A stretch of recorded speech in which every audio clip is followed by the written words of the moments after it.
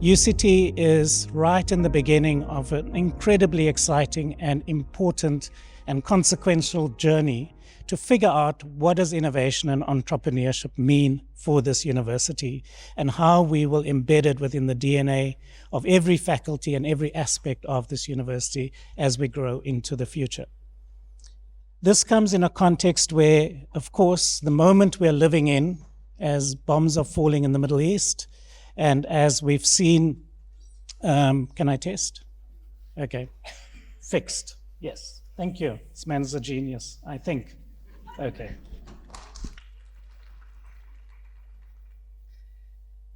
Falling in the Middle East, and as we're all sort of coming to terms with just constitutive uncertainty, but it's not just uncertainty, it is a level of complexity that we've not really had to contend before, because in many ways, all kinds of chickens of modernism is coming home to roost.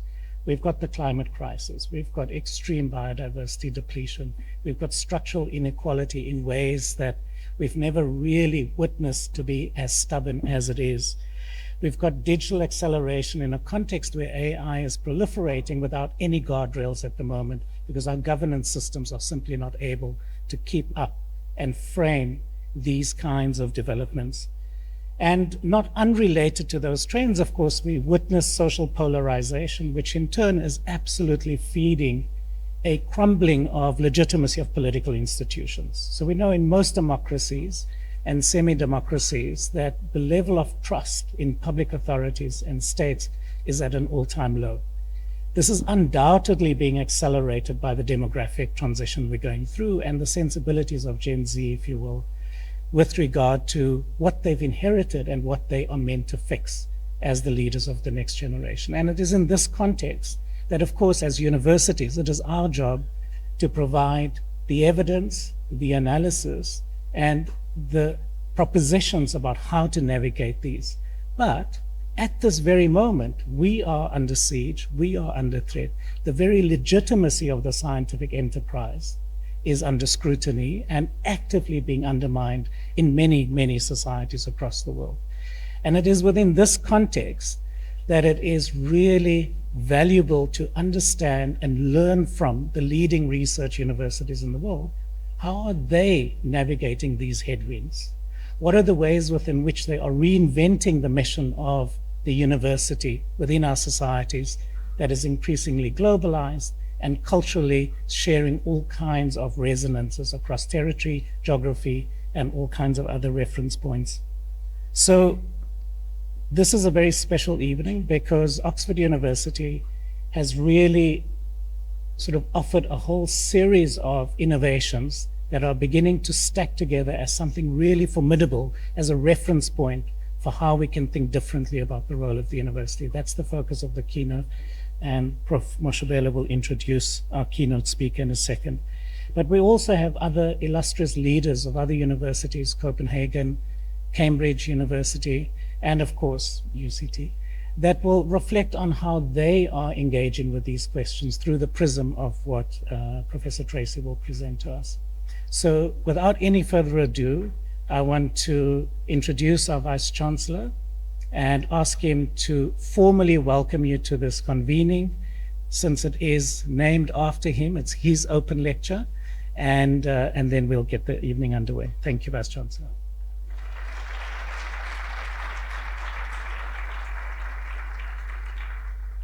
Thank you very much, Program Director. Good evening, everyone. Welcome to our open lecture this year, which is going to be delivered by the very highly esteemed Professor Irene Tracey.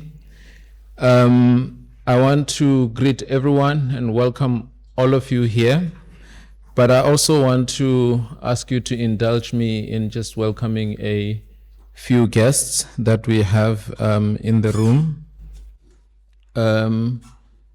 Let me just tell you what that acronym is. The International Alliance of Research Universities. It's an alliance of 11 universities, and I'm going to go through them in a moment so that you can be familiar with this alliance. I know Many of you would be familiar with the Alliance of Research Universities in Africa, ARUA. So it's something similar, but this is global. And we are very lucky at SUCT to be the institution that represents the African continent on this alliance. The alliance celebrates 20 years this year, and we joined about 11 years ago, SUCT. And so we're very grateful for the contribution that the alliance continues to make, and it will continue to make in the future, and the contribution that UCT can make to the alliance. Let me take this moment to welcome Your Excellency, Ambassador of Japan, Mr. Shimizu Fumio. Thank you very much for being here. Let's give him a round of applause.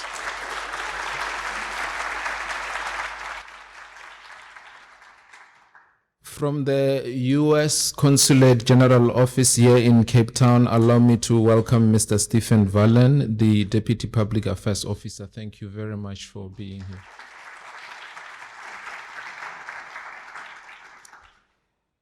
We've got other guests that I would like to welcome. Professor Kazila Chinzembu, Director General of Higher Education Authority in Zambia. Mr. Reginald Dimana, Chief Executive Officer of the South African National Roads Agency Limited. Dr. Mainatong Mungalo, Deputy Chairperson of the Companies Tribunal. Can we give them a round of applause?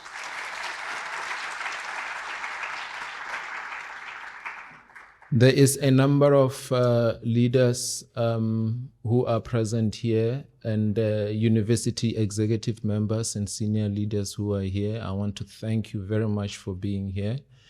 The student leadership is also here. I saw the president of the SRC somewhere and other members of the SRC. Thank you very much for being here as well. There is a number of other staff and students who are here. I'm very grateful for your presence. I want to specifically welcome all the other participants who are here, either as alumni of UCT or affiliated to the other institutions that are also represented here. So thank you for being here. Let me also just take a moment to name specific people that are here. You've already heard that we've got the Vice-Chancellor or Rector of University of Copenhagen, Professor David Lassen, who's here, and you will hear from him later. Let's give him a round of applause. We also have the Vice-Chancellor and President of Cambridge, Professor Deborah Prentice. You'll also hear from her later. There is also representatives of other institutions, and I'm going to just ask Helen Sullivan, who is representing the Australian National University, also a member of IARU. Thank you for being here.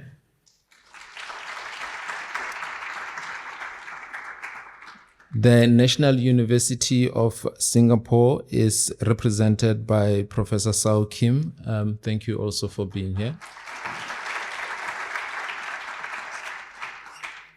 ETH Zurich is represented by the Chief of Staff to the President, Dr. Zurich Bronschweiler. Please, thank you for being here. University of Tokyo is represented by the Special Advisor to the President, Professor Yuto Kitamura.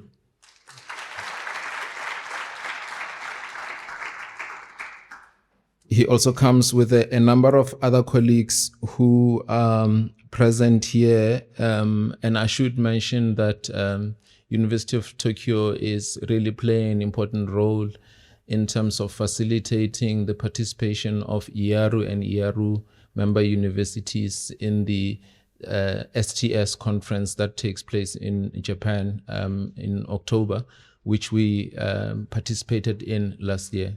It's a science and technology conference. So thank you again, UTOKyo, for your contribution. Let me acknowledge the representative of Yale University, Dr. Ingrid Katz.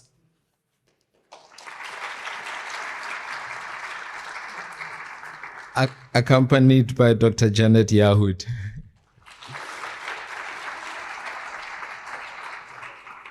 So those are the institutions that are part of IARU. There is also Peking University, as you've already heard, but they've had to leave this morning, and they were represented by Professor Chen Gong. And also you will hear from the rest of the other members. There's UC Berkeley. Unfortunately, Rich Lyons was not able to attend this time. So those are the 11 members, including UCT, of the IARU Alliance. And I'm very grateful that we have an opportunity to host them in Cape Town at UCT. And I should also tell you that they loved the campus. The Vice-Chancellor of the President of National University of Singapore yesterday said to me that he is very, very jealous. Professor Tang Enche was here and left this morning as well. So he's jealous of our campus. His campus is not as beautiful, he said. Yeah, I won't say that. It's also in the news today that UCT is one of the most beautiful campuses in the world. Just throwing that there.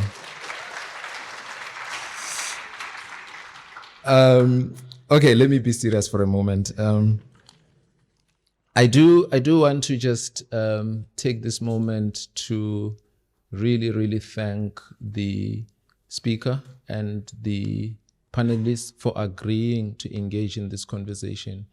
You would know that as the university, we have introduced the 4th mission of innovation and entrepreneurship in our strategy. And we are looking at ways to build this ecosystem of innovation and entrepreneurship at UCT. The work has been happening. We have a report that shows that UCT has been doing this work for the past 30 years. But you have small pockets here and there, and it's not a coordinated ecosystem. There is also been a lot of work that's been done in terms of spin-off companies. Andrew and team work hard to support those companies. But again, I think that the potential that we have is much greater than what we are currently able to show. Now, as it's always the case with higher education, it's very important to learn from your peers. It's very important to learn from other institutions that have done this. And we will be taking an opportunity to do that. And Irene graciously agreed to deliver this lecture, and both David and Debbie also agreed to engage in a conversation around this. You are not necessarily, if you are hoping for a match between Oxford and Cambridge, it's not going to happen. So they particularly told me that, no, remember we are friends, we are also Oxbridge. I don't know if you will say the same about Stellenbosch, but we are really hoping to learn in this conversation, but also think about how to form partnerships that can help us as UCT not only catch up, but leapfrog. This is important for us. We want to make sure that we leverage those lessons. So let me just, without wasting further time, once again, just highlight the important role that Irene plays at Oxford as Vice-Chancellor and President. Oxford has been ranked the #1 university on THEs for 10 years running now. And Irene has been at the helm for about 3 years now, since 2022, and continues to do a fantastic job. We are very honored to have you take the time to be here. We know how busy you are, all of you as university vice-chancellors and presidents. You know, we are grateful that you are here, not just as a professor of neuroscience, but as a leader of an institution that has demonstrated that it can really help translate science into innovation and impactful work in society. Now, Professor Tracey was trained at the University of Oxford for both undergraduate and graduate studies. Her research has focused a lot on magnetic resonance spectroscopy and imaging methods. She did a postdoc at Harvard and set up a Center for Functional Magnetic Resonance Imaging of the Brain at Oxford and was a director for 10 years there. Did a lot of amazing things that I'm not going to mention all of. She also held the Nuffield Chair in Anesthetic Sciences. She is still a professor of anesthetic neuroscience in the Nuffield Department of Clinical Neurosciences. I was told by Valerie a moment earlier, she's also a recipient of a number of awards, and one of those is that she received the Commander of the Order of the British Empire, CBE, in the New Year Honours List in 2022. I don't know what that means, but it's amazing. She became the Fellow of the Royal Society together with Valerie at the same time, and it's really wonderful that they are also able to connect today. Many other awards, but it is worth just noting that she leads a big institution with more than 30,000 undergraduate and graduate students, 17,000 staff members at Oxford, with an annual turnover of 3.5 billion pounds. Big institution, nearly 8 times our own budget as UCT. I'm not complaining. I want to just say for a moment that you will also be hearing, and the program director will introduce both Deborah Prentice and David Lassen, who will also be joining. And again, colleagues, I'm immensely thankful that you've taken the time to spend the week with us, and I'm very much looking forward to this session. Welcome to UCT, welcome to Cape Town, welcome to South Africa, and we're very much looking forward to the session. Thank you, Program Director.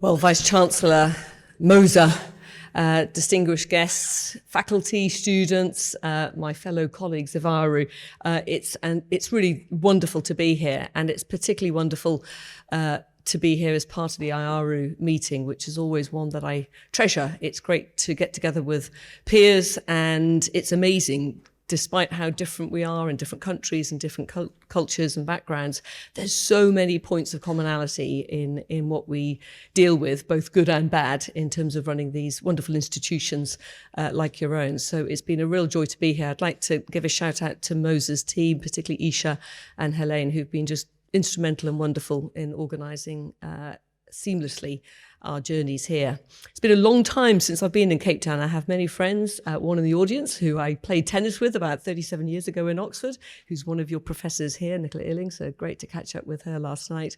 And lots of friends who came to Oxford and study. So my visits previously to this wonderful country has been to attend various weddings of friends, so out in Stellenbosch and then up in a game park in Johannesburg.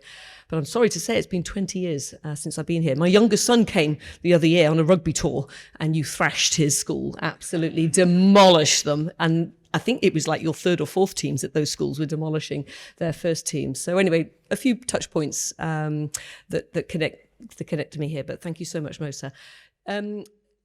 We too have a nice looking campus. There's a little scene of it here, but you do have a very nice one. It has to be said. It is absolutely gorgeous.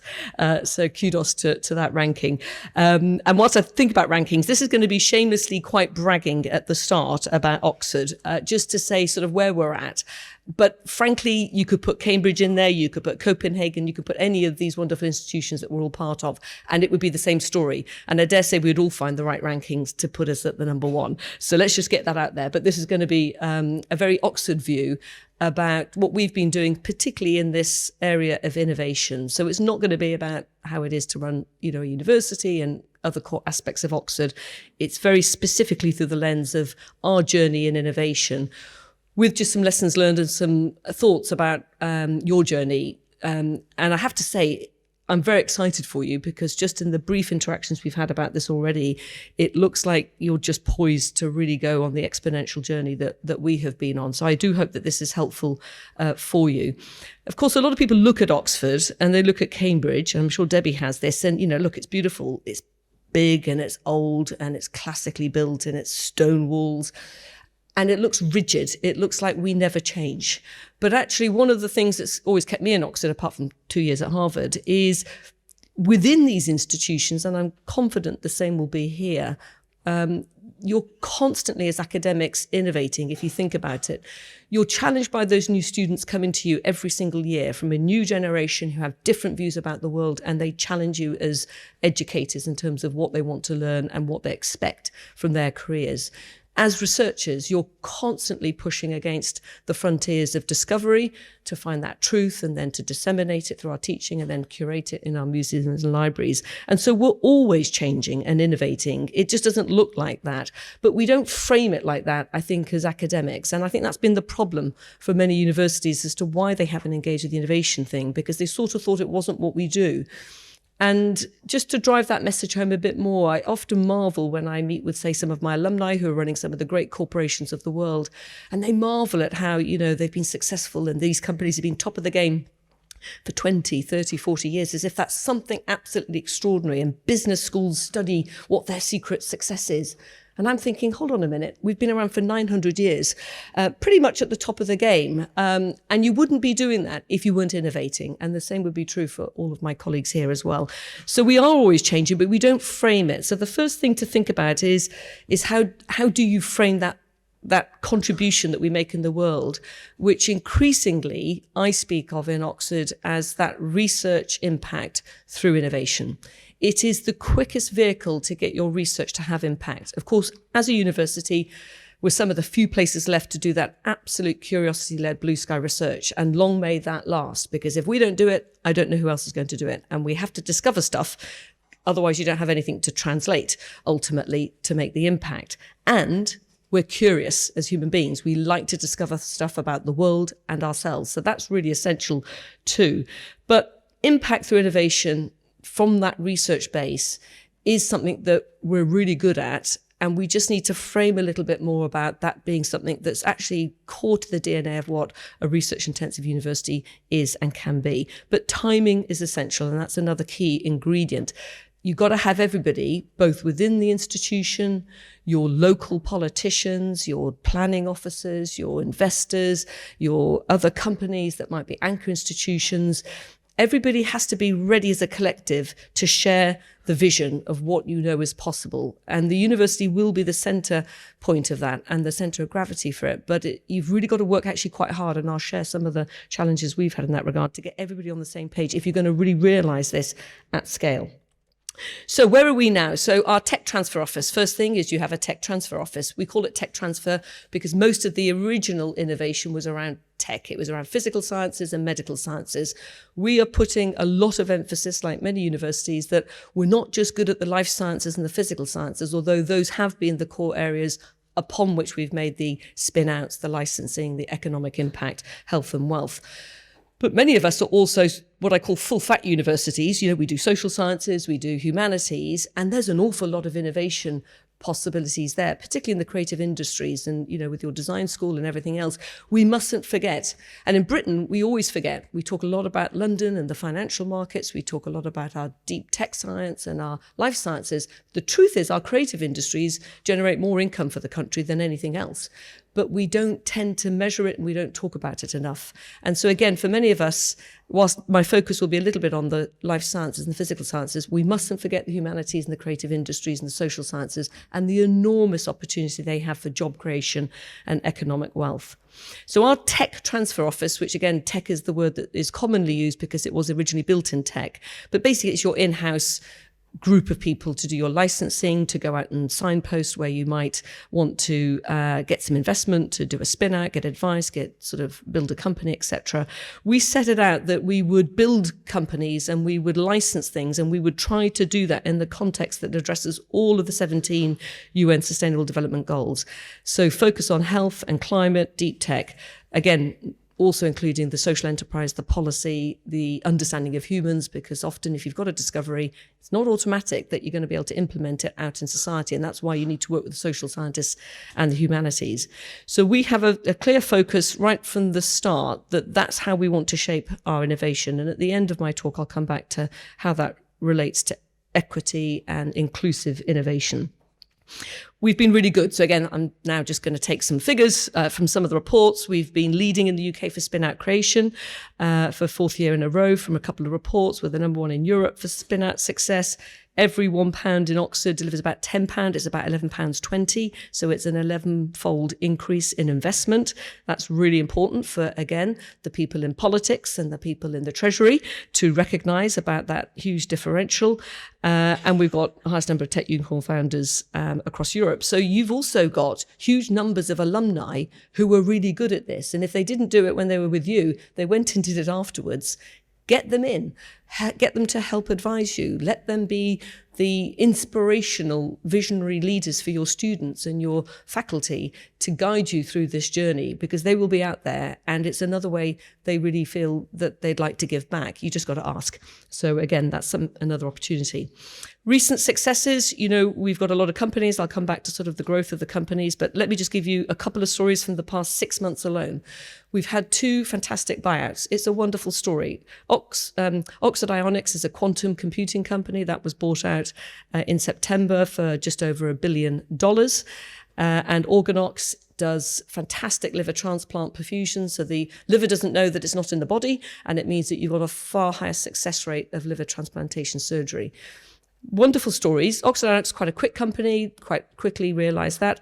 Organox, driven by 2 wonderful founders. In fact, one of the founders I'm bringing into my leadership team to be my Pro-Vice-Chancellor in Innovation, Konstantin Organox, working with a transplant surgeon. They've been 27 years working on that company, driven solely because they wanted to improve lives and they wanted to make liver transplant a success. And they stuck with it. They didn't go out to make a huge pile of money, and it's okay to make a huge pile of money. Many of our academics or students or others want to make money, and that's fine. But often what I find is the motivation is because you want to make the world a better place without sounding a bit Pollyannish and crass. And they've stuck at it, and they've been hugely successful, but that's just been bought out actually by a Japanese company for $1.5 billion. Wonderful success stories. I'm delighted. Some revenue streams will come back into the university. I'll come back at the end to sort of what maybe is some of the problems with these 2 companies, just in the context of something you will witness quite quickly, and that is what we call the scaling up problem and holding on to those companies just at a time that they go big in your country to benefit and give back there. So great success stories, but we'll come back to maybe a different way to look at that going forward. And then other ones, to quote there. None of that happens unless you've got a strong research base and you've got a pipeline of curiosity-led research, translational research, and you're fueling it and you're well-funded and you can plan for that and you can play a long game. Because the challenge, again, more broadly in society is that everything's a bit too short-term. People are on, an electoral cycle, so that gives them a short window. If they're a politician, our private companies are on a shareholder return. That's an annual focus. Again, we're in a privileged place. A special place as universities. We can take a long view. So we can stick at problems for 27 years or 50 years and we never give up. And that's a really important thing, but we can't do that unless we have that predictable and sustained investment of the research base. So we have a walloping research base in Oxford, and we have to subsidise that. So although we bring in, this is from 23-24, about £850 million a year, I think just this past year's one will be, for the first time, we'll have broken £1 billion in research income just for the year. The more research we do, the more I have to subsidise that, because the way research works in the UK is it's not fully costed. So that's great, but it gives me a bigger headache because I've got to subsidise that and find the money elsewhere to do it. And that's why we need philanthropy and other ways of bringing income streams in. But we're doing well. So we're at this stage now where 280 pretty much disclosures went out last year. We do a lot of consulting, and don't forget, it's not just disclosures for IP. You will license as well. The key point here is big research base is necessary, and it needs to be sustainable and predictable so that you can play that long game and stick with some of these problems, because you never quite know when it's going to translate. So just a few more numbers here just to highlight. So say over the past year, we've invested then about £500 million into some of our companies that are just at that spin-out stage, that early growth, just starting to get going, coming out of the university. About 35 million in seed funding. So people where you've got an idea, and you know how it is. I've run a lab. You've got an idea. It's potentially got some legs to it. It's hard to get conventional research council money to do it. More often than not, you'll just drop it and you'll focus on the other stuff that you get your grants for. And we all collectively lose an awful lot of potential IPable or licensable or discoveries, because there just isn't that little bit of seed funding to just build a bit more investment and value or awareness. Is this going to go anywhere? So we need to focus a bit more on that seed investment. And I think that's a collective that we all need to think about a bit more. The £500 million is more sort of once you've done the step to spin out, and then you need to sort of give them some more money to go. As I mentioned, licensing deals, over 1,000 licensing deals over the past year. And again, we're forming about 20 to 25 companies a year.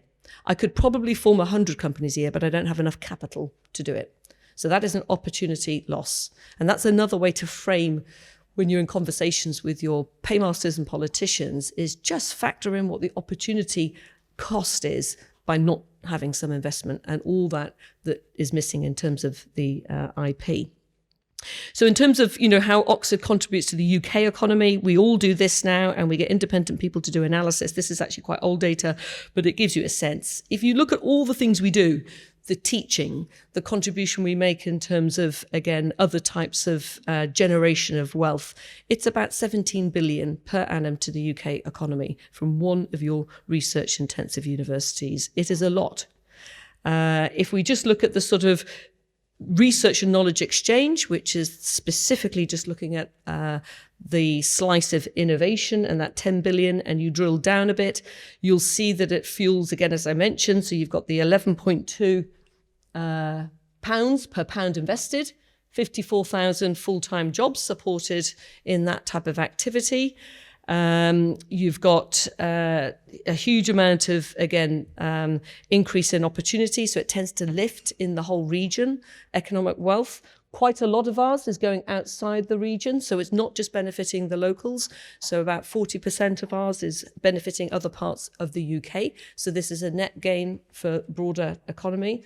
We've started to do some other types of metrics, which is less about innovation, but it's just to help get smarter at how to communicate with a different language to our politicians and to our paymasters. We've been looking at some of, say, our big contributions in terms of discovery research, just what that has contributed to the global economy. So you'll all remember, obviously, the Oxford AstraZeneca vaccine for the COVID pandemic, which we rolled out at cost in developing countries whilst the pandemic raged. And we just did a very simple analysis with, again, London Economics to say in that period where we saved those initial lives in that first year of its dissemination, which basically got people out of the ITU and then back to work. And if you take the dexamethasone trial we did, which also just got people back at work, and you just look at the average life they're going to live with, the average salary they'll have, and what tax that would give back, it's £2 trillion to the global economy you have saved because one university made one discovery and fast-tracked it out for dissemination. That's the power of a research-intensive university, and that's why we have research-intensive universities, because when you're really in trouble, and let's remember how bad that pandemic was, we were frozen. We were all in lockdown, and when the vaccines came out, we could start to get back on the road with some hope that we could recover. So just one vaccine, one university, we did it in a year, out it went. And if you just look at that immediate couple of years of dissemination whilst the pandemic raged, that is the contribution. And those figures get eyebrows raised in the Treasury and other areas. And we've got to do more of this. We've got to start, it seems a shame, but we do have to start thinking in more monetary terms about what our contribution is. And I know that Debbie shares exactly that view with us, and we're working hard to think of other creative ways to just communicate. Actually, this is the importance of having our research-intensive universities here with us. So this is the journey. So I just want to point out a couple of things here. You're not expected to see this. What you're going to see is like some companies. Okay, look, we got going in about the 13th century. Now, I often joke, and Debbie, it's a rude joke, but she has second move advantage. I would say our first Spinout was Cambridge. And that's a cruel joke. It's a cruel joke. And then I've been told, well, they got second mover advantage. Kudos, absolutely right.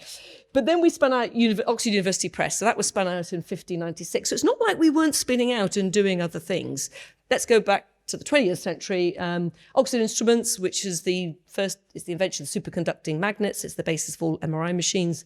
That came out in the 1950s, but it was pretty paltry. If you go back to sort of from then, there was not very much, about 36 companies formed between 1959 and 2001.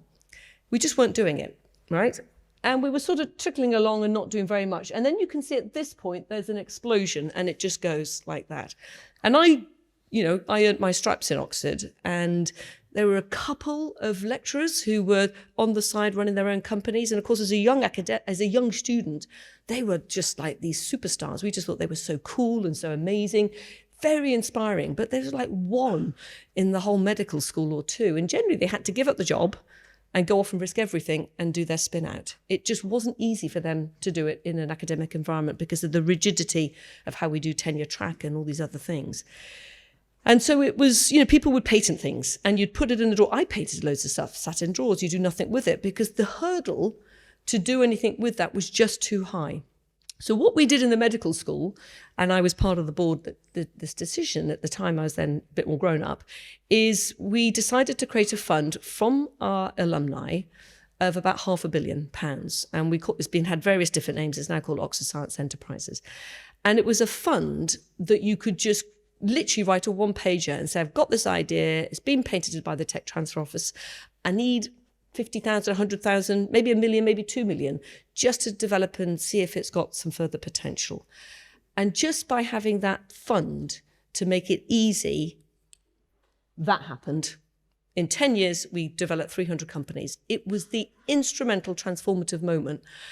And it was money. It was just ease of capital to just do it. All the other ingredients were there. Everybody was ripe for it, but the hurdle was too hard. So we just lowered the hurdle, and the rest almost is sort of history. So Oxford Science Enterprises, it's had some bumpy times, but it's on a fantastic track at the moment. It's got a really visionary, inspirational leader, a CEO. He's actually ex-Cambridge. He's absolutely wonderful and brilliant. And it is this university independent, so it's an independent company, and venture builder. It's more than just a venture capitalist. It actually builds companies, and that's what it set itself to do, is something a bit different. So it's only founded in 2015. It's got a unique relationship with us in terms of the agreement for now. We have a unique relationship with them, which I won't go into the details. And they're building companies with £1 billion potential, focused on things that are of core relevance to the national priorities, so around AI, quantum, health tech, life sciences, climate tech and security, very much again aligned with the SDG goals. And they've been just a great partner, frankly, and they're just going from strength to strength at the moment. And one of the things just to highlight is what they also have, apart from bringing in lots more investors who then might separately invest in other areas, and they're part now of the ecosystem, is they bring in lots of entrepreneurs and different type of people who come and do a residency. And these might be some of our alumni. These might be people who've gone off and been successful in Kendall Square, Silicon Valley, other places, and they fancy a sabbatical for 6 months a year. And these are people who've got real skill in a way an academic doesn't, frankly, to be a CEO. What does it actually take to take that invention and build a company? As academics, if I'm honest with you, we think we know how to do that, but we're not good at it. Very rarely do you really find an academic who's got the skill sets to do that. So we need these people.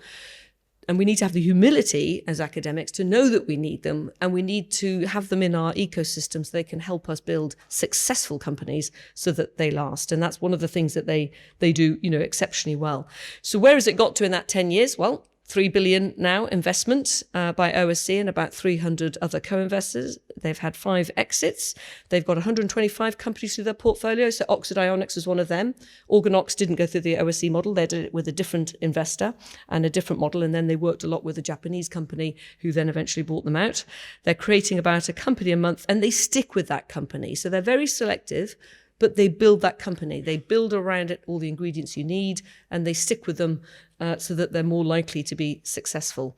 And about a 2.5, again, multiplier as a portfolio.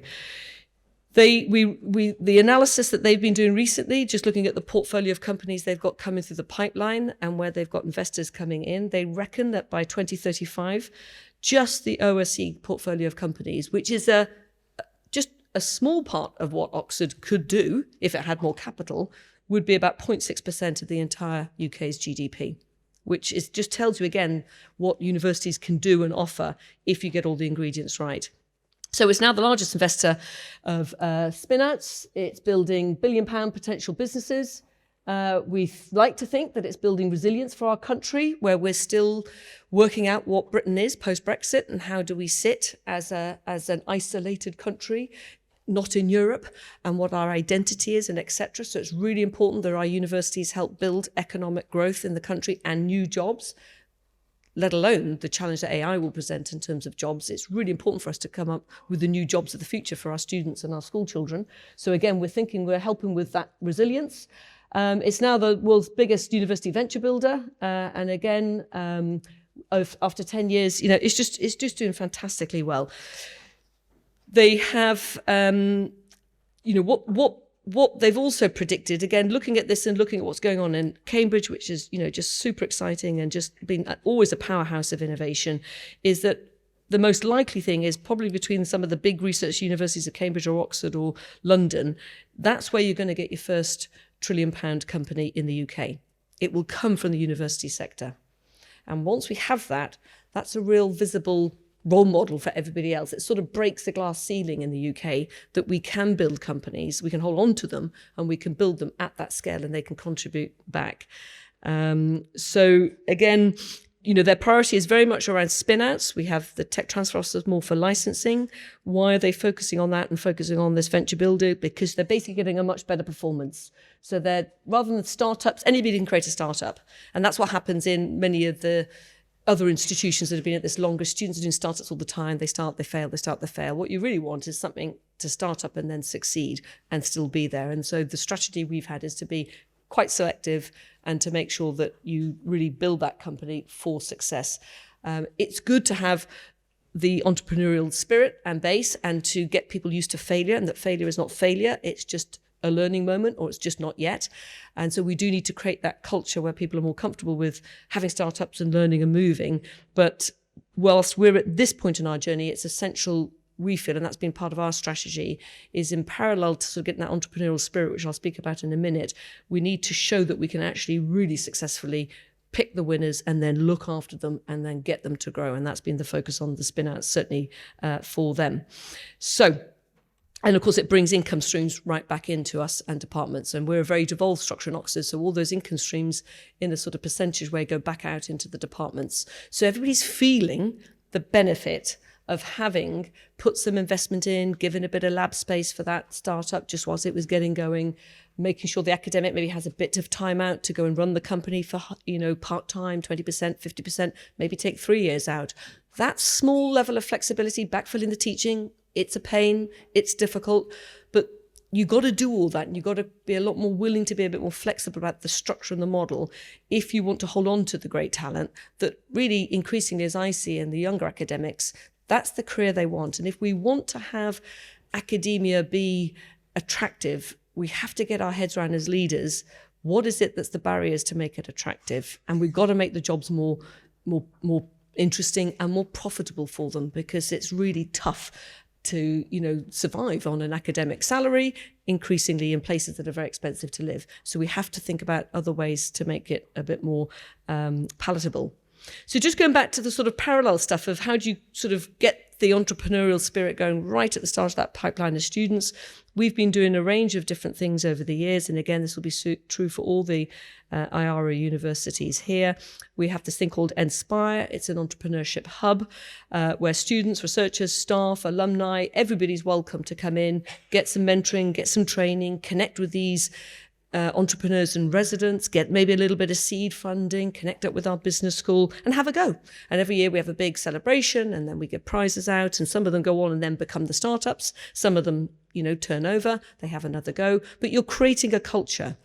And this has worked. And let me tell you why I think it's worked and what my barometer for that is. One of our older colleges, Christchurch, it's 501 years old, had a property on one of our beautiful streets in Oxford, and they didn't know whether to sell it or whether to make it into student rooms or do anything else.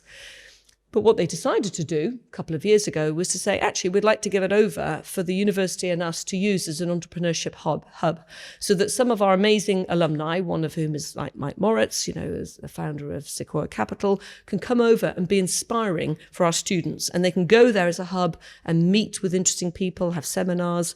So when you've got one of your big old colleges buying the bug and wanting to donate a house to do entrepreneurship, you sort of know you've turned a watershed moment really within the institution, that everybody finds this exciting and something that of course we should be doing, because we sort of always have. We just never framed it in that way. And so that for me is a good sign. The other thing we've been doing, and this is around women in entrepreneurship. Now, I could go on for a whole hour on this and get right on my little soapbox. One of the things, and I'll come to this review I had to do momentarily, but one of the things that I was shocked to discover when I was getting more database for thinking about how we can drive innovation for the country a bit more, was that the women were just not there. They were just not founders. They were barely the lead founder. They were barely on any teams. The money they asked for or got was significantly and noticeably less than the men, and. And it felt like I was looking at a situation that was what was in academia about 40, 50 years ago. There was also a little bit of denial. When I pushed about this and saying, we've got to highlight this, it was interesting what resistance I got. Oh no, there's no issue about women, but there is an issue. And that's now more acceptable to say, and so therefore it's coming out a little bit more that we have a real problem with there's a whole set of problems, but there's some real biases there. So what we've been doing over the past, actually it's about 10 years now, is we have this group called IDEA, Increasing Diversity in Enterprising Activities. We have one of our leading academics. We had a chemist before. We've now got Molly Stevens to take over. One of our women professors, unfortunately, I've got several of them, and they take turns running this for a couple of years, where they are visible role models to the women, students and faculty, and we focus on women to give them the confidence and the support and help remove some of the barriers that make it very difficult for them to become a founder and to be a successful founder, and coaching and everything else. And I'm very pleased against a UK average of 19%. We're at 37% now of women, a woman founder as part of an entrepreneurship and Spinout team. And we will continue with that, because 39%, whilst double the UK average, is still not 50%. And so we've got to keep pushing until we get there. But it's just another story of really small stuff you can do, providing the space, providing the role modeling and the visibility, which is so powerful. Anyway, just within some of the challenges in academia, this works. So again, please, if you're starting and continuing on your fantastic journey of opportunity that you've got here, think about this and build it in right from the start, and bring in those amazing alumni you might have as great role models and people you've got in your own institution, because it makes the data, you can see it, it's evidence-based, that works, all right? So that's another thing to think about. I mentioned this review. So a couple of years ago, in the previous government to the current one in the UK, the Chancellor of the Exchequer, Jeremy Hunt, asked myself and a colleague who runs the Cambridge Investment Corporation, so he's a venture capitalist, Andrew Williamson, to do a report on spinouts. They wanted us to focus on spinouts rather than licensing. And the rationale for the report that was requested of us to do was coming really from a position where the government and Treasury were assuming that the universities had sort of got this all wrong, and we were being really greedy, and we were taking massive equity stakes when we shouldn't, and we sort of were amateur hour about this, etc. There's a lot of negativity, and if I'm honest with you, it's because people were in their ears, often venture capitalists, often not coming from another country, were convincing them of this. And many of us in the university sector were like, well, hold on a minute. We have broken our backs, scrimping and saving and diverting money from other resources to make this happen. And actually, it's a miracle we've got anything going on, despite the conditions. So there was, it could have gone off on a real clash, but we decided we'll write this report, we'll go around and we'll engage with everybody known to man. So he did the venture capital bit, and then we did it through the university bit. And we would push ourselves. We would say, look, several of us have been at this a bit longer. Don't start where we were 20 years ago. We know that a 50-50 equity split is just not commercially tolerable. So you can spend 3 years negotiating that and miss the window. Or you can learn from us and say, you're going to have to go in between 10 and 25% for, say, a medical device or a drug. If it's software, probably about 10%. Start there. Here are some standardized, let's publish some clear licensing agreements so that you don't have to all go to the expense of developing a tech transfer office and running it and washing its face financially. Let's aggregate, let's network, let's build scale through sharing processes, templates, the way to go to IP, signposting, et cetera, et cetera. So how can we raise all boats in Britain, get all universities who fancy a go at this able to get started and not have to go through the 10-year journey that we did and learn from us? And here are some quick wins. So it was all these different things that we put in. It was 11 recommendations. They all got accepted. And I'm pleased to say about 80 of our universities now have adopted all these recommendations. And it's fast-tracked then their capabilities. Some of the tougher stuff is, again, getting porosity. That's a 10-year track issue. How do we allow that flexibility to go in and out of the public-private sector? We've got to think still more creatively about how we do that. We still need to, in my opinion, get much better scale throughout the country, because even for Oxford's size, the volume of our, Spinout generation, as you can see, is huge. But that's the volume you sort of need to wash your face for a tech transfer office. It's not cheap to run. So share resources. You'll get a better quality service. Don't try and think you've got to do everything yourself. And so these are some of the things that we advised on, and we've got the communities behind, but we're still working through it. So where is Oxford now, and where are we going? We now have this thing called a growth commission, and Neil Coleman, who's here, is the lead of that. This is Patrick Vallance, who's been just brilliant Minister for Science and Technology at DCIT, and he's also the Minister for Security and Energy, and an absolute champion. Formerly worked at GlaxoSmithKline, so he's had great industrial background. He's a clinician by background, and he's been in the heart of several governments, and he's a steady hand, and he gets it. He gets how universities need to be funded. He understands the importance of basic curiosity-led research. I just pray every night that he doesn't go, because he's just a fantastic voice inside government. And he's the one that has been very much driving this concept of this Oxford-Cambridge growth corridor. But before we do the corridor, I just want to tell you about what Neil is doing about Oxford, because some of the challenges you've got is I'm bolted onto a smallish city, and I'm competing with, Harvard, MIT, Stanford, who bolted onto San Francisco, Manhattan, Boston, big cities with lots of people and lots of capability of talent just being there. And if your company fails, you walk across the road, you just do another one, because it's so easy. And we don't have that critical infrastructure. And we've also got not enough housing. So even if I wanted to hold on and grow these companies, there's no houses for them to live in, which means the house prices go up. There's traffic is a nightmare. You've got it bad, definitely. But you've got to think about it, because one of the things that has not been done well in some of the drive, I would say, of these innovation ecosystems is that they haven't thought about the local people, or even the people who are living there, about the quality of life for them. And so wanting to grow but grow well is a real challenge. And I have to say Britain has not proven itself to be very good at this. So the Growth Commission has come for us out of what's been 3 years of really hard work for me to be the convener of endless dinners, to bring every stakeholder I could imagine in the Oxfordshire region to come around and get them all behind a vision for what we wanted to achieve here, and that growth could be good. And therefore we were all for it. And that was my city and district and county councillors.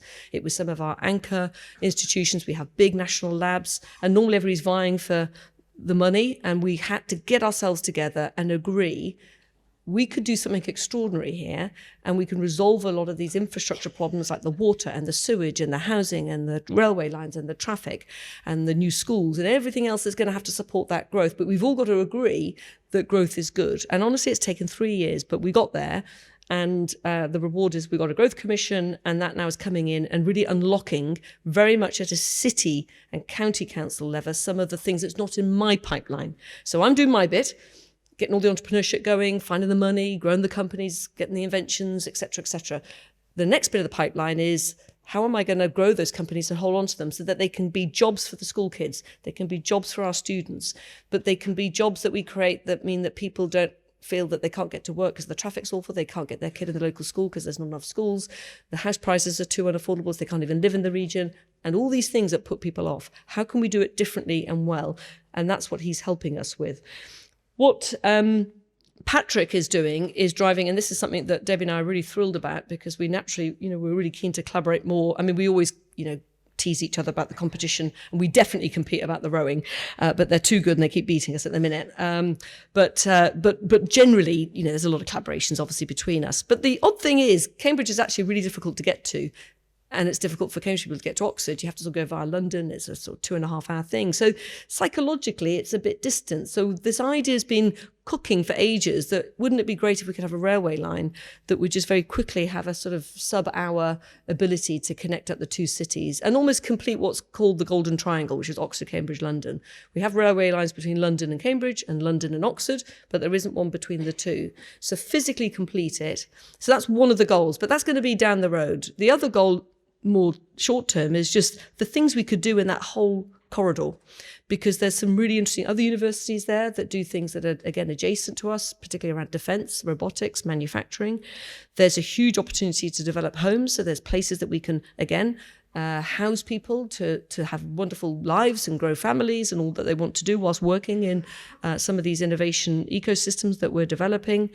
And then we're too small a country not to work together as a network. So how can we use that corridor?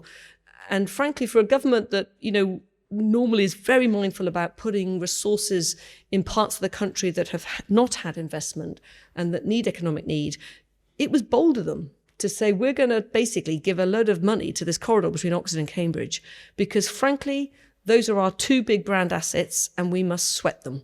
And let's just not be ashamed of that. We have two big global brand universities. We need to use them, because if they can float, everybody else will float with it. And that's the strategy now. They're doing the same one up north.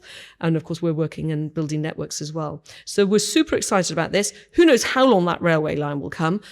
I'm not holding my breath for that. I'll be long gone from my job by the time that happens. The important thing is that we're talking as a corridor, we're thinking as a network, and we're thinking about how we can, in what is a small country, work in a more together manner to achieve what we want to achieve, which is, solving some of the great challenges of our time through our brilliant research base and contributing to the UK economy and its identity at a time, creating jobs for the school children and our students and bringing economic wealth to the country. And that's what we're sort of all about.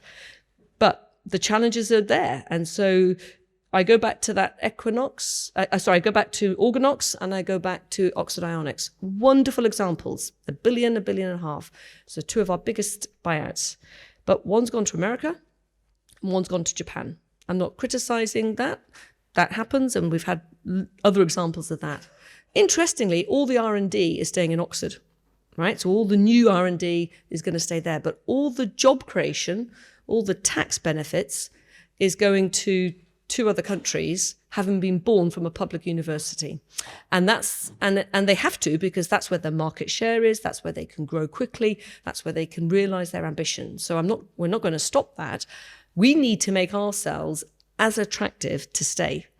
Now, there's some challenges around the market share, but we're working with the government around procurement, some easy wins that they can sell at scale in the country. So there's a bigger market share, particularly because of Brexit.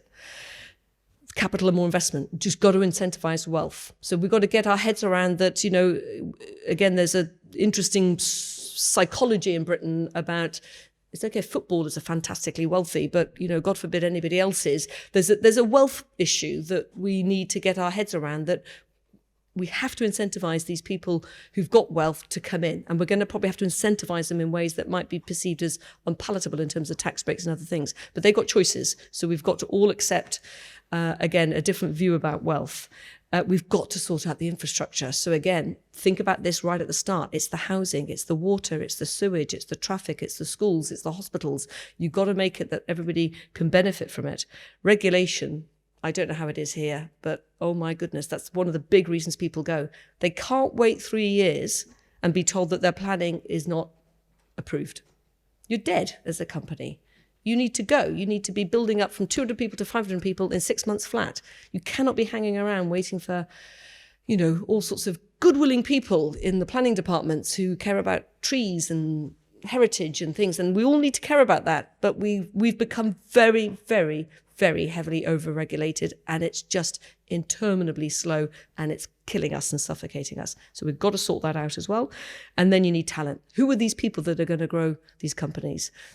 We need help. The university is doing its bit. We now need to have people want to come and be in that ecosystem with those skill sets. And that might come from starting now training your school children to think about being, CEOs, think about working in companies, think about being entrepreneurs, and get that going right at the start of the pipeline, because they need to be the CEOs of the future. And we need that talent. So it's just there. So should a company be successful and grow, it can grow. Should it not work, but it can go and do another one, they don't leave the country, they stay and they just do something else. This is all that we need to work on, and that's what we're focusing on at the moment. Getting big anchor institutions, I'll skip over this time. We're very lucky we've had Larry Ellison, founder of Oracle, come in. He's put in a great £1 billion investment in this Ellison Institute of Technology, creating lots of new companies. Why is that great for me? There's a whole set of reasons why that's great for us.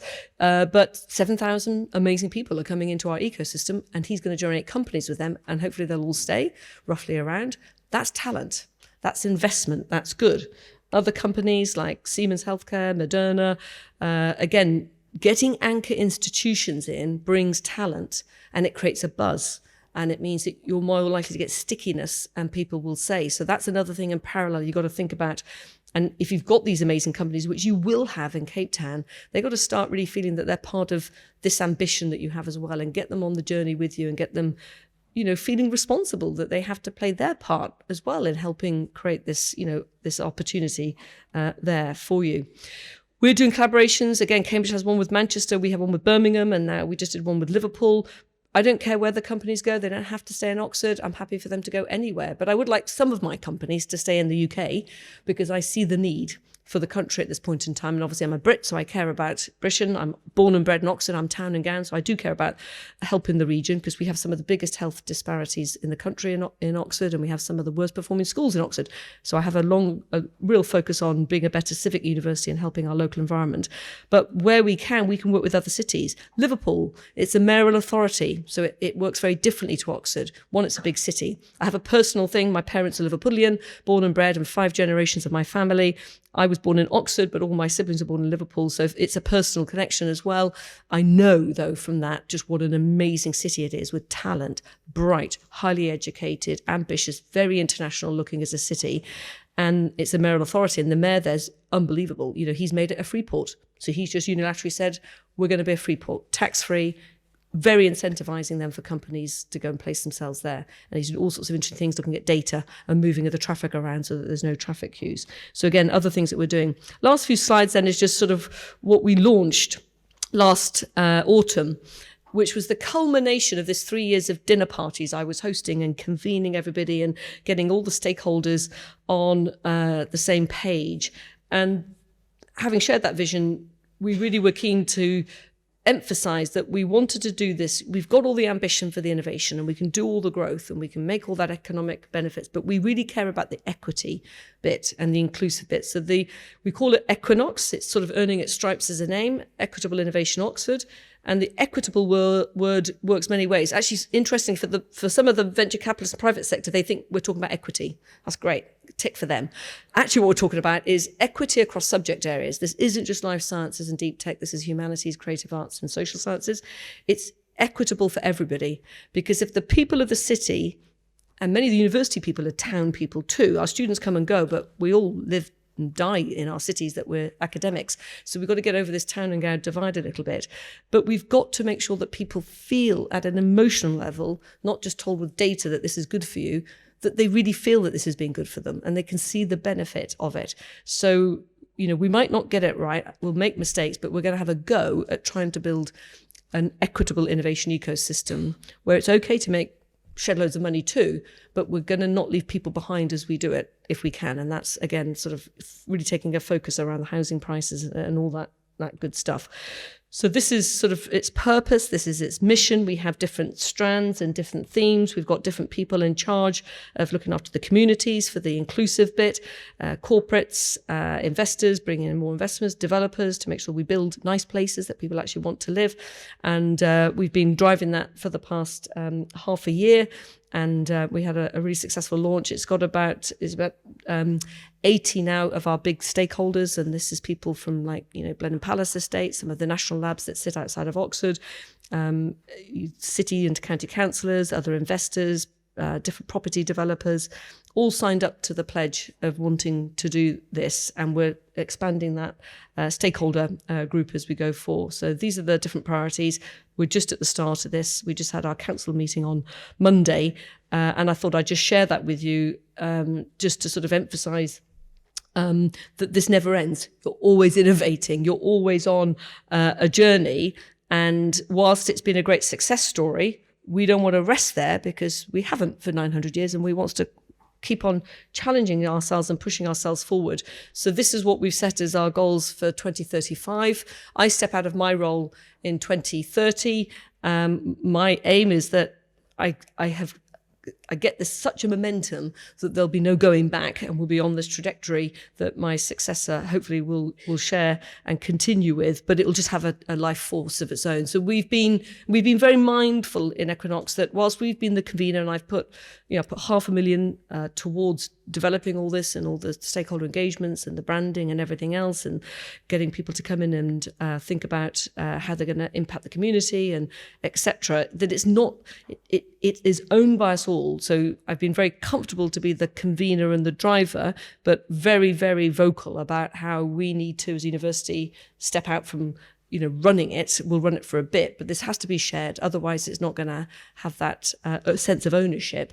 And neither should it be just driven by one lens in what is a very, important. If you're going to do this right in terms of these innovation ecosystems, there's many lenses you need to look at it from. Of course, the university is one, and a very important one, I would say. But you need to have the humility, again, as a university, that whilst you're going to be a big part of that pipeline, you need many other people who are going to bring extraordinary talents with you, and they need to also really feel a sense of ownership. So we've worked really hard on that and trying to balance that. So that's pretty much what I was going to share with you in my 30-minute window. I hope that some of those thoughts and just seeing that journey for us has been helpful. Very happy to, work alongside you, as I'm sure everybody else will, going forward in terms of your aspirations. Please come and visit. You'd be most welcome to come and spend time and work with any elements of what you've heard and seen. Because sometimes just being there and seeing it and feeling it and making those connections with people is where things can, we can help fast track, some of the learnings. So thank you very much, Mosa, to you and to you all for coming. And I look forward to the panel discussion.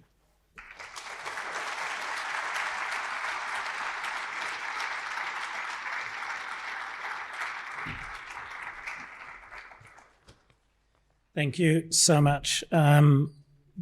Absolutely blown away by the scale of the ambition and the work that lies ahead for us. So it gives me great pleasure now to invite to the stage Professor Deborah Prentice, the Vice-Chancellor of the University of Cambridge. She's been in that role since the 1st of July in 2023, and before that spent many years, decades in leadership roles at Princeton University, and so is a veteran of university leadership. Deborah, if you could join us in front, please. And then Professor David Lassen, the Rector of the University of Copenhagen. He has been in that role since 2025, but before that he was the Pro-Rector for research since 2021, and he fulfills a whole number of leadership roles in the national ecosystem in his country, and we're really delighted to have you here. And then finally, our Vice-Chancellor, Professor Moshabela. So I will move to the tables there.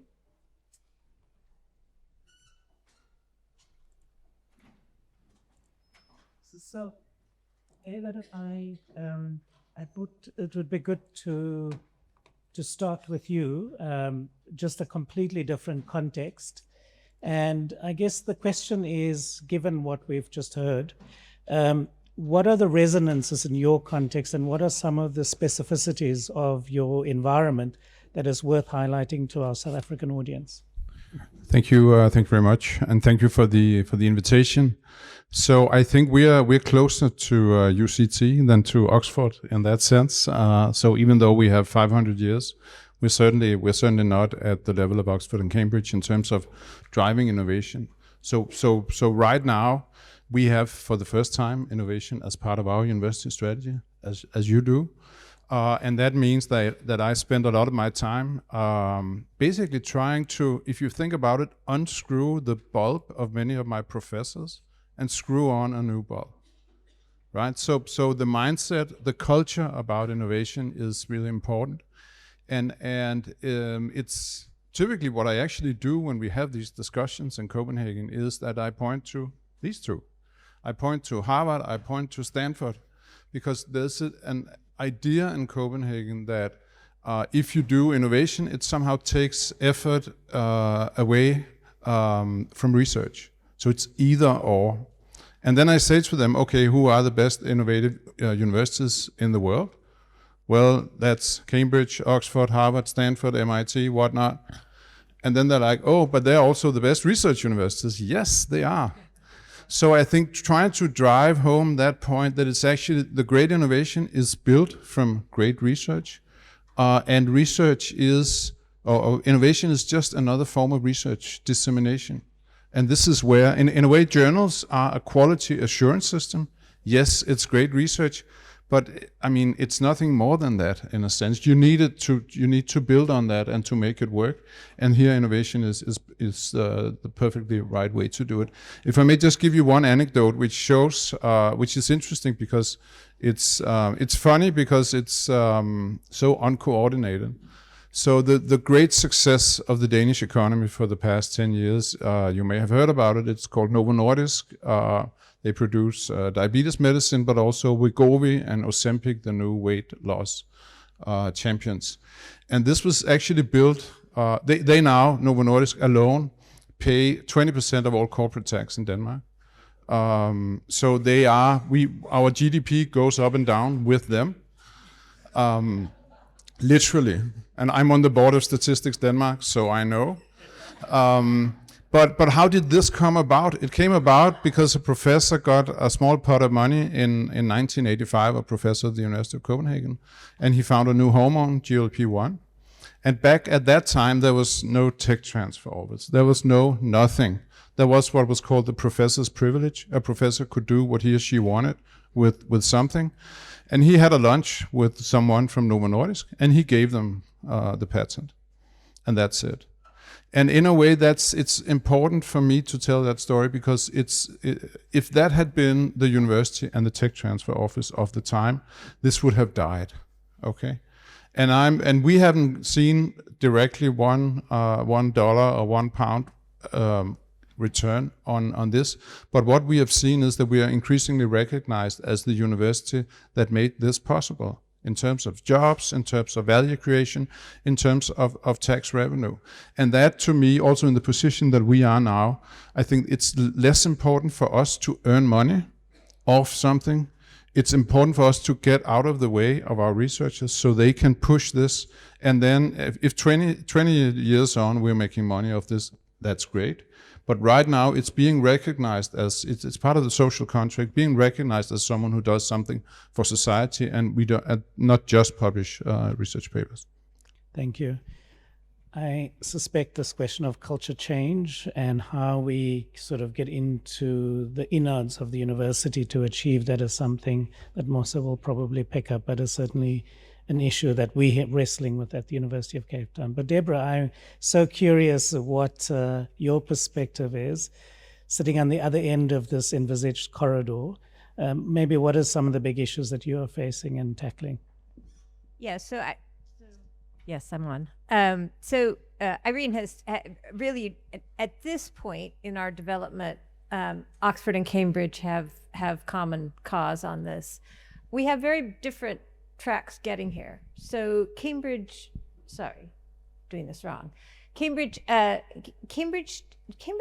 innovation ecosystem actually developed kind of organically. It kind of just happened.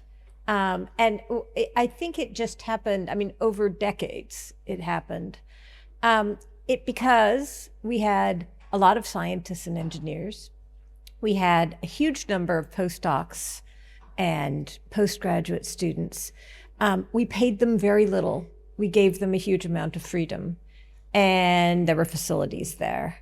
And they figured it out, right? And there were exemplars of people who'd figured it out. So, ARM is one of ours. DeepMind is one of ours. There were examples of people who figured it out. So for example, Dolby Sound. Is Dolby Sound a thing in South Africa? So Dolby was a postgrad in Cambridge back in the 60s. And he was a physicist, and he had this idea about, noise cancellation, that actually what you wanted to do is not increase the volume of the signal, but reduce the volume of the noise. He managed to actually do his company with absolutely no VC funding. He made a profit the first year. Right. And so we had people like that hanging around, right? We had Alan Turing. And then we brought in a whole bunch more.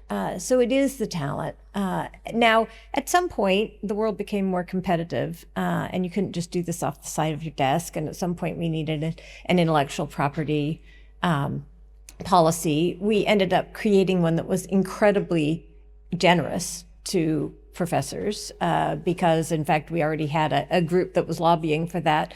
We believe, and it's different from our peers, but we believe that's paid us back because it's enabled us to recruit people. So the development of, you've got to kind of figure out what your what your culture is, right? Where's the energy going to come from? So for example, right now, we've got a lot of student entrepreneurship, as Oxford does. The most, sorry, this sounds terrible, but I don't know what to do with it. Just a little bit closer to you. That's, yeah. It's going to get louder if I do that.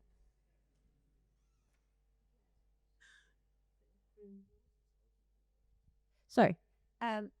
The most eager students actually come from Africa. Our most eager entrepreneurial students come from Africa. We have a program with the MasterCard Foundation that brings a cohort of African students from across Africa to Cambridge every year. We've got 69 African students this year, and they're all postgrads. So they've all done their first degree.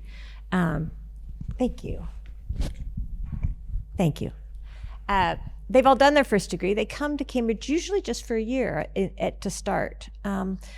But they know they've got this year. They're in a very entrepreneurial place. They can take something back with them. They know that they're going, many of them end up finding funding to stay on for a PhD, actually, but some of them they're going back home. They're going back to a place that doesn't necessarily have a lot of infrastructure. They need to figure out how to be entrepreneurial on their own. And so they're overrepresented in all our entrepreneurial societies because they've got the energy for it, right? So figuring out where the energy comes from and then figuring out what to enable, figuring out where a little bit of funding could make a big difference. It doesn't have to be hugely expensive, and it can, you got to go with your organization and make it an organic part of what you're doing. Thanks, really helpful. Mosa, I'm really curious, given the various lessons that we can draw on, what is resonating most strongly for you as our critical priorities? Yeah, thank you, Edgar. I think the thing that stands out for me is this, the importance of intentionality. Irene, you spoke about that point up until 2015, when you set up Oxford Science Enterprises, that before that, it was slow. There were bottlenecks. But especially the one up to 2001, from 1959 to 2000, where you just had only 36. And I feel like we have a similar story. I think in the past, Andrew can confirm, but in the past 20 years, we had 40 spinouts. And we're at a point where we want to be able to accelerate. And this is the interesting thing. It's not that there is no hunger for spinouts. I mean, a lot of our alumni, they go on to set up companies on their own outside of the ecosystem that we have, because they find it to have a lot of bottlenecks. And some of them are here. Is Costa here? Costa is running a company called Street Wallet, and he's an alum, and they go and make really impactful stuff. But what we need is exactly what you just showed. The complexity of what you've presented is the ecosystem. It looks messy, but there is so much logic and reason behind every initiative, and you can actually map it out in terms of the value chain and the pathways, what leads into what. And the Inspire, the combination of the UCT Science Enterprises at the upper end and Inspire at the other end, and everything else in between, it's important for us as UCT to build that. And the last thing that, I've got a lot of things that you've said that I think are just so powerful, but I was really struck by this problem of scaling up. I think that we are going to have this problem. Debbie is saying that you can send young African talent to Cambridge, to Oxford, to Harvard or somewhere else. And if they come back and they want to set up companies, they're not going to find the ecosystem that supports what they have to do. And when they become even more successful, they're going to take these companies to the US, to the UK, to somewhere in Europe. And when actually we need those companies on the continent, there's a lot of amazing talent. You go to Tanzania, you go to Nigeria, you go to Kenya, you just find amazing talent with brilliant ideas of entrepreneurial ideas to solve local problems. But they don't have the ecosystem that supports that. And if they actually succeed, they're not necessarily going to have the regulations that is going to support them. It's going to be this issue of the GDP going down depending on how the company is doing, because it'll be a standard company. But at least they can stay in Denmark. Many of them are going to leave. So I'm hoping that we can begin a process here that is about building an ecosystem, but this ecosystem can be designed around Cape Town and can also, similar to you, include a corridor or to Stellenbosch, where we leverage other expertise that we have, but really begin to think about how to build these ideas, because it'll probably require a global south kind of mindset, where we then build it even for the continent. The points you make about housing, water, energy, traffic, schools, and hospitals, these are things that we're going to have to consider. We are already seeing that real estate plays a very important role in our innovation ecosystem. And this is not something that we intentionally thought about, because we started off thinking about the science, the deep science that we do, and translating that. And every time you kind of push, you find that there's another layer. This is also why people don't do it. But we're going to have to start somewhere. And I know that, it's going to be difficult. We're going to have a lot of pushback because, as David said, it's about changing mindsets, and people feel like we're going to take their budget from teaching and learning and research and use it for innovation. And so they're like, this idea's got to die very quickly before we lose out. And I'm really hoping that, at least conversation like this can help open up minds and help people see that there's opportunity. I'm amazed at what you've done in 10 years. I mean, we are thinking 25 years. This is like a long-term vision to 2050. It's also not something that's going to benefit us or give us credit. It's something that we're going to build for the next generation. But what you've done in 10 years, it's a lot. And I understand you're building on a momentum that you had already started. And we may not be where you were in 2015, but I'm also hoping that at least we can end up where you started off in 2015, 25 years from now, 20 years from now. But if people can come along and support this initiative, I also believe that it can fast track the process, especially our alumni. We've got a lot of alumni who are CEOs and who are running successful companies. If they come along, it will really play an important role.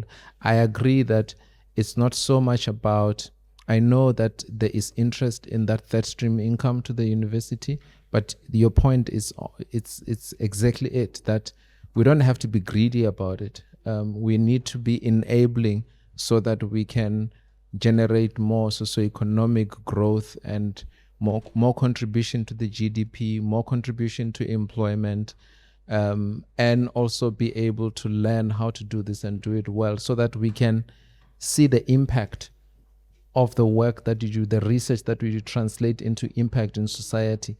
We want to be able to quantify it the way that you do as well. Thanks, Mosa. So I'm in an absolutely impossible position. We're at time, but I think I really want to give the audience 2 or 3 people an opportunity to pose a question or share a reflection very briefly, and then ask our panelists to perhaps all just have one brief response to those comments before we move to the formal closing of this evening's proceedings. So I will take one hand at the back, this gentleman here, the one in the middle, and then the final person on the left-hand side. So if I can ask the lady at the back to start, please.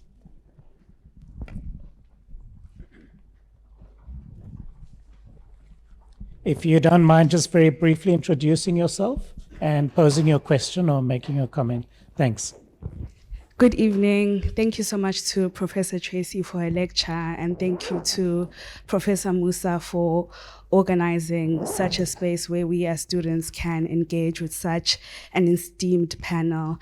My name is Zolega Fuyana. I am an honor student in the Department of Computer Science. And before the lecture began, I heard a lot of talk about how Cape Town is beautiful. And as much as Cape Town is beautiful, it is a city that is characterized by deep structural and systemic inequalities. And it's important for us to mention that. And so I guess my question is, for us as young researchers who are navigating this ecosystem that is not set up for us, how do we navigate that mess? How do we move forward even though we see an environment that is not conducive for us? Thank you. Thank you so much. Can I ask the gentleman in the fourth row? Thanks. Hi, I'm Costa. I'm an alum from UCT. I'm currently living in London, actually, and I founded Street Wallet, a tech, a financial inclusion tech company. And I actually wanted to say I was in the Cotswolds 2 weeks ago, and I managed to get myself half a day in Oxford. I needed to do Cambridge still, and beautiful library, which I couldn't get into because you guys have too many tourists there.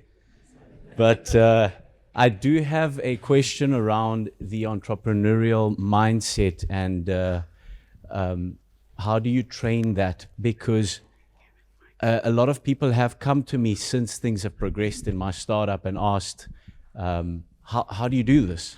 And they're in finance jobs doing really well. And I say, just start. And it's kind of perplexed, and it needs a certain mindset to get into entrepreneurship. This company is a 7th one that I've actually got in my name. It's the one that took off.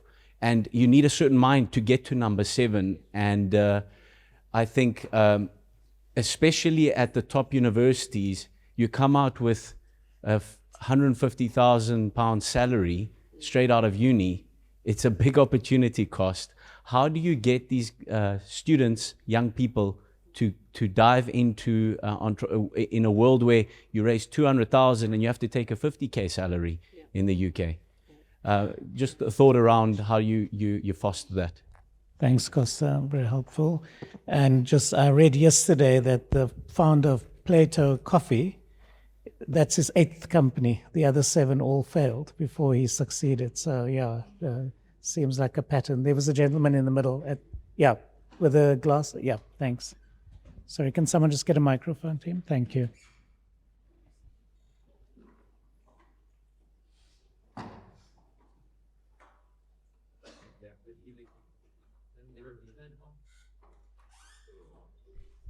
Okay, I think it's on. Okay, good evening to everybody. Thank you to the panel. I really do appreciate this type of forum. My name is Rahul Ramapancha, 4th year medical student here at UCT, and very grateful to be here. I'm also in the process of starting up a social enterprise, which has got global validation, but we are struggling. I agree with what most was said, but we are struggling to get through these certain hoops. And this question is specifically to Professor Tracey. But within South Africa's uniquely resource-constrained and particularly on the financially constrained sector, if you were in this role as UCT's Vice-Chancellor, I know you don't understand all the nuances that go on here. How would you go about creating this space for innovation that actually can start? Because there's no doubt there are entrepreneurs in this room that I know have the capabilities and mindset. But how would you go about creating an ecosystem in order to actually to create that momentum that you wanted? Yeah, thank you. Thank you so much. We've got our final question at the back.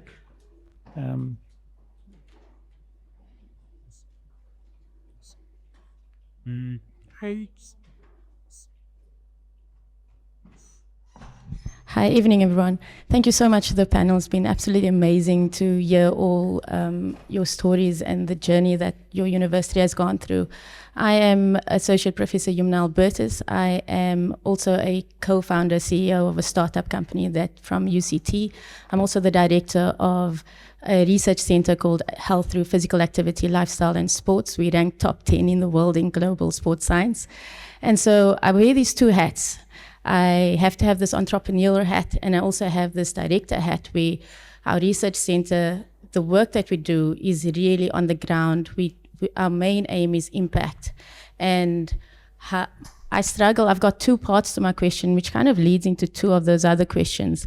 Is 1, how do we change this mindset of a researcher? Because as a researcher, we always taught to be selfless.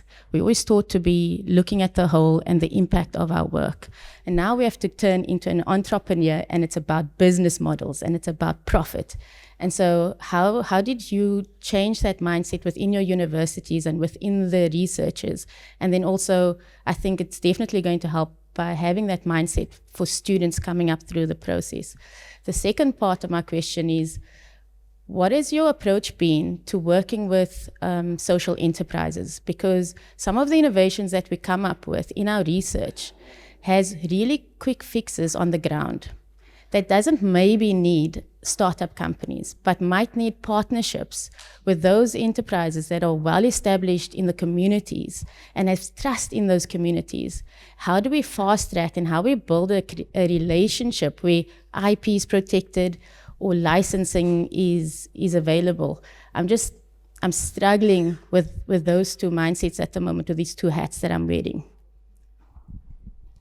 Thank you so much. So, Mosa, it's clear, given the quality of the questions and the appetite for the debate, we're going to have a VC's Open Innovation Lecture Series that we're going to have to start soon. But please, do you want to start?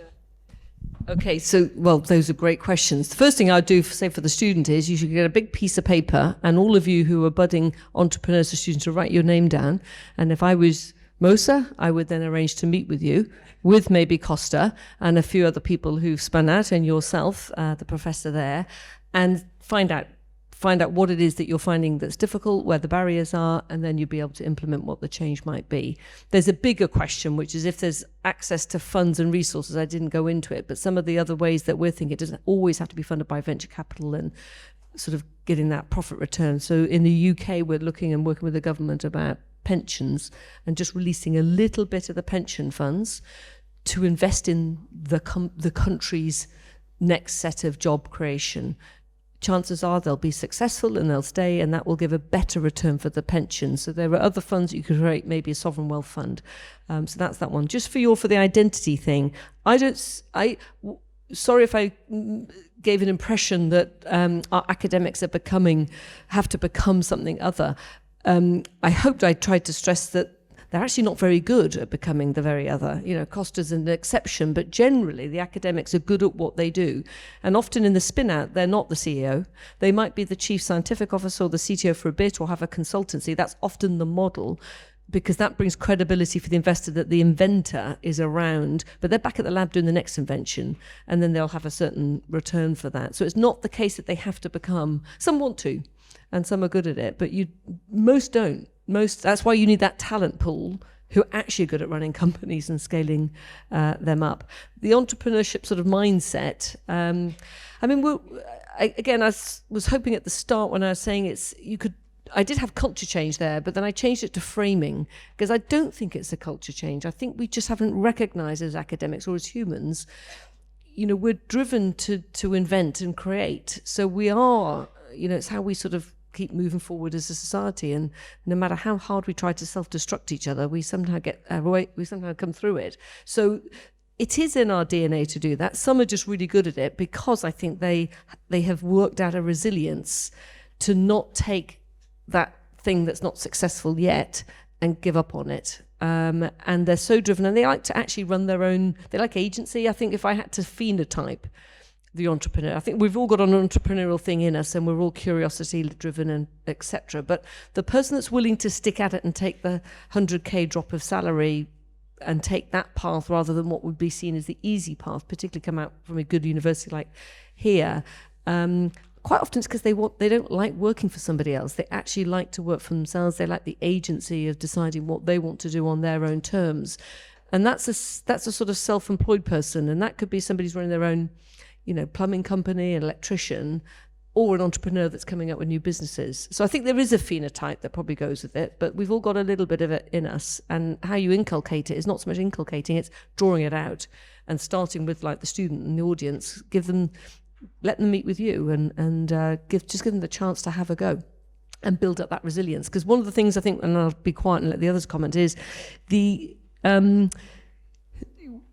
entrepreneurship training, we just see as really valuable skills that will benefit you in whatever job you do, staying in academia through to going into whatever career might be. These are just really good skills that you're learning, and therefore why wouldn't we teach them to our students? It'll enhance their careers, is the way we look at it. There's just, I don't know, I haven't answered everything, but that's... I can't remember all the questions, so I'm just gonna, but I caught the first two, so I'm gonna talk about the first two. In terms of the entrepreneurial mindset, I mean, it needs to be in the air, and there are things you can do to make it be in the air. I mean, some of our academics are entrepreneurs, get them to talk about their own founder experiences, but also at Cambridge, the proliferation of entrepreneurship clubs or groups, we've got them in a lot of our colleges, and has helped a lot. I mean, so professors I know now say that now it's very common, even if they themselves are not entrepreneurs, it's very common for students to come up afterward with an idea for a company from a lecture, right? That's because they're talking to each other and they're listening. They're sitting in lecture listening for an idea. And then the third thing that I would say about developing this culture, and I wouldn't underestimate it at all at any university, is you have to give them permission, especially postgrads. Postgrads think their academic mentors want them to become academics.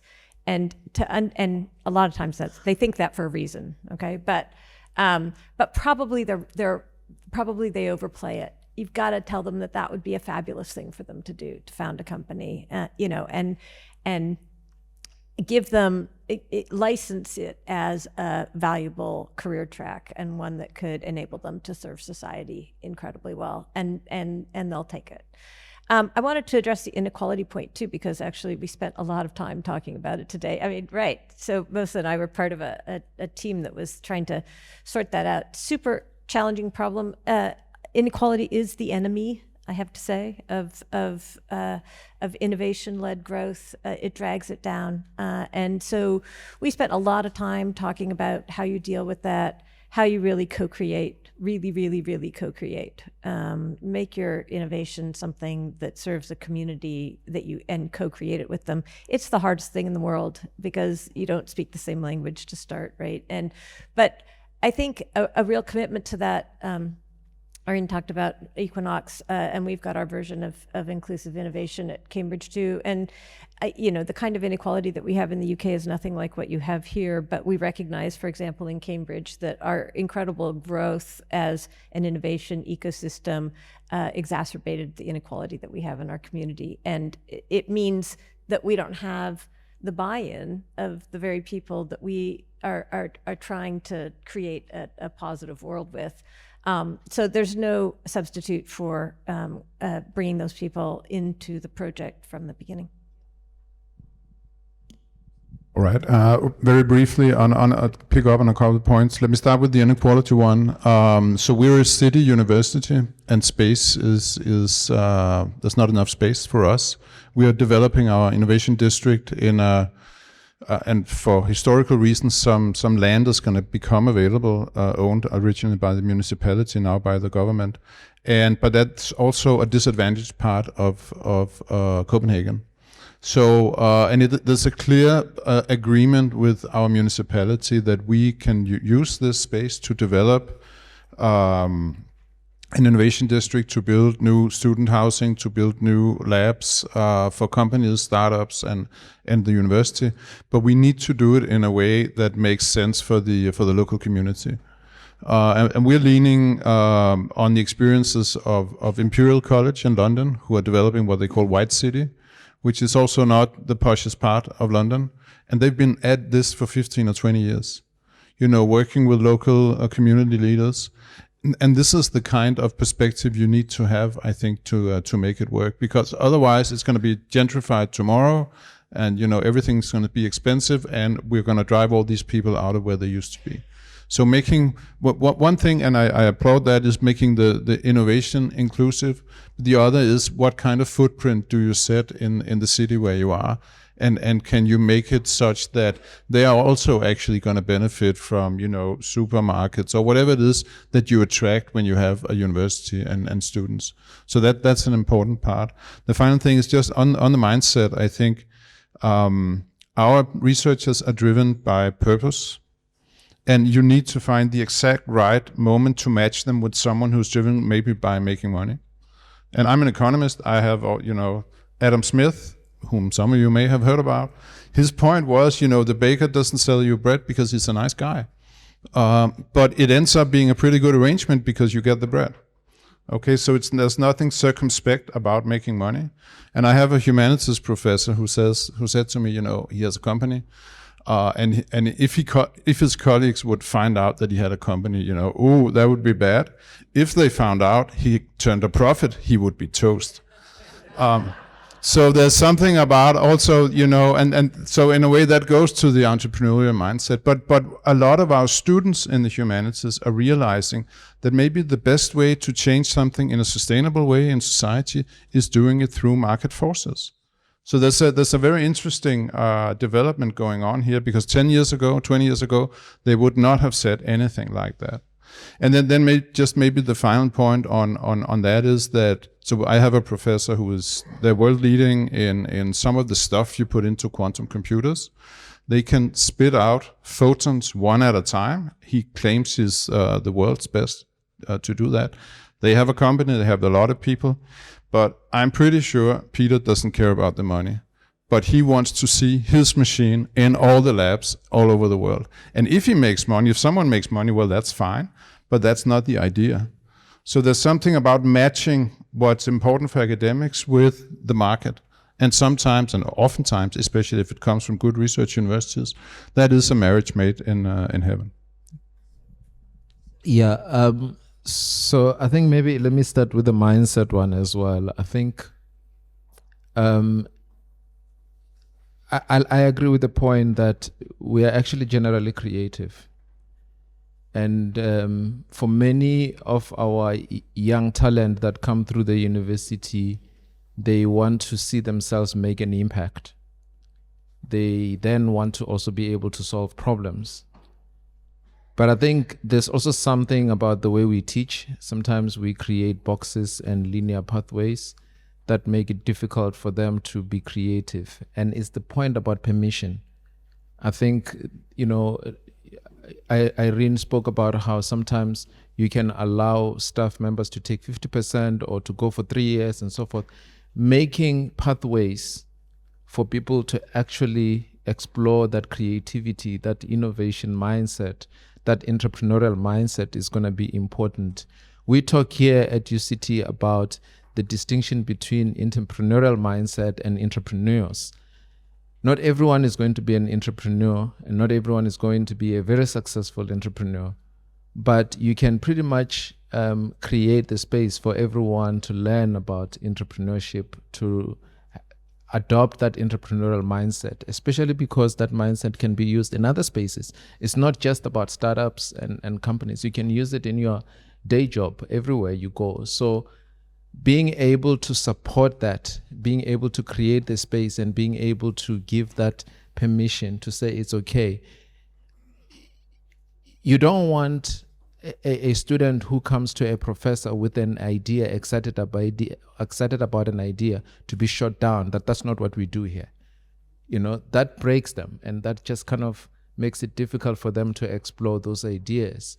But if we know that it's part of our framing, it's part of our framework, it's part of our academic project to do this, then we know it's okay. Then when a student comes with that idea, I may not know exactly what to do as a professor, but Stuart Henry is here. That's what he does with entrepreneurship. I can say, go and speak to Stuart. He will assist you with this. If someone comes with the issue of social enterprises or inequality, and I'm saying, okay, I may not know how to address this because I'm in the graduate school of business, I'm thinking about profit, but I can send you to Solange, who does inclusive innovation. It's a different kind of approach, which will then be able to cater to the social innovation that you want to address. I mean, we've seen the mayor of Cape Town was telling me about an alum of UCT who set up a device that's used to detect fires in shacks in the city. And the city is partnering with another company and this entrepreneur to actually place this in different parts of Cape Town, because an insurance company sees an opportunity that there's going to be so much saving for their cause, but the cost to the household owners is going to be very minimal, because the city is coming in to provide support for that. Now, this is the kind of innovation that you can bring in an environment where there's already inequality, but you can save people from fires, because the moment there's a fire, it will automatically trigger a response, and there will be a massive response to stop that fire from even spreading. So it's this kind of thing that you could, Costas company, it's also targeted very much at low-income earners, the street wallet. So I do think that we can be creative in our environment, solve our own problems, even if the margins for profit may be small. In other instances, they may actually be quite big, but they may be addressing our own problems. That's why we are talking about this idea of a global south mindset when it comes to innovation, solving problems for your own environment. We have to partner in our innovation district. We want to partner with a social entrepreneurship initiation that is in the township in Philippi village, where young entrepreneurs from township basically practice how to become and learn how to become entrepreneurs to solve their own local problems. And so we are partnering with them, very much like the idea of Equinox, that the direction that you're taking there, it's very relevant to us. So I'm pointing out this sort of examples for you to not limit yourself when you are thinking about innovating, and also learning and becoming aware of what's available that you can tap into. I understand that until you see these things become a reality, it's very difficult to visualize how it happens. But there will be a lot of other people who have tried this and they've done this who would provide support. We are very lucky at UCT. We have a lot of alumni who have done this. And yes, at the moment they may be far from UCT, but we need to bring them close to make sure that they can mentor, provide the support. And also we need to create the space in our curriculum, in our programs, in our sort of arrangements in how people do their work for our academics and professors and so forth to make it possible. We really don't want you to feel that you should refrain in any way, you should hold yourself back. We want you to actually have the courage to try and keep trying. You've heard that sometimes you will fail. Failure must not be seen as this is the end, I must quit. It might just be a trigger to try again. So I think that's the kind of direction we would like to go, and the space we want to create. We will not compromise on the quality of our research. It is the foundation that's going to make all of these things possible. We have to protect that. We don't want to compromise on the quality of our teaching. It is an important foundation to help develop our talent. But we do want to build an ecosystem that can be able to support. Sean is here and he chairs our pension fund for UCT. I want to talk about the possibilities of our pension fund investing in entrepreneurship. So, as you can see, we've just scratched the surface and we can go on for quite some time, but we need to honor the caterings and the support staff that will feed us in a few minutes. And so I just, as the final part of our program for this evening, invite my colleague, Professor Ilelwani Ramungondo, the DVC for Transformation, Student Affairs and Social Responsiveness, to just do a formal vote of thanks.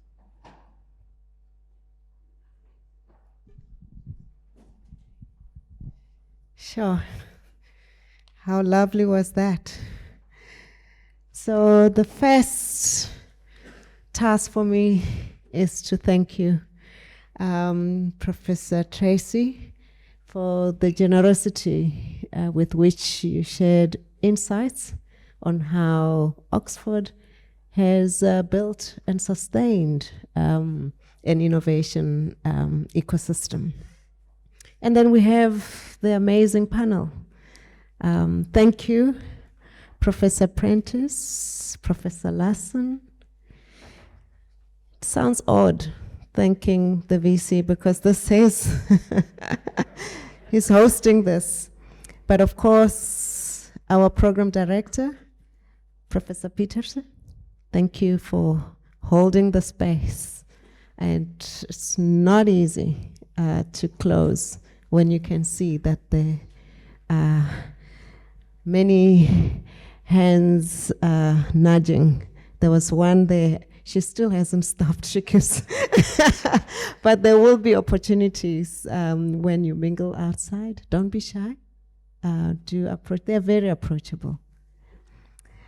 I want to also thank those departments that have played a very important role, front-facing departments that made this event a success. The Communication and Marketing Department, and also our Information and Communication Technology Services, Technological ICTS. We just love saying ICTS. See, when we have to spell out the acronym, we get tongue-tied. We also have offices that played a role in the background. The Office of the Vice-Chancellor, the Research Office, and IAPO, International Academic Program Office. Thank you. Yeah, so much to think about, and thank you. I also want to thank you, the audience, those who've joined us online, and everyone who took time to be here, and the incisive questions that you asked. What is left now is to continue the conversation outside. There are treats, as you've been told, waiting for you. Thank you.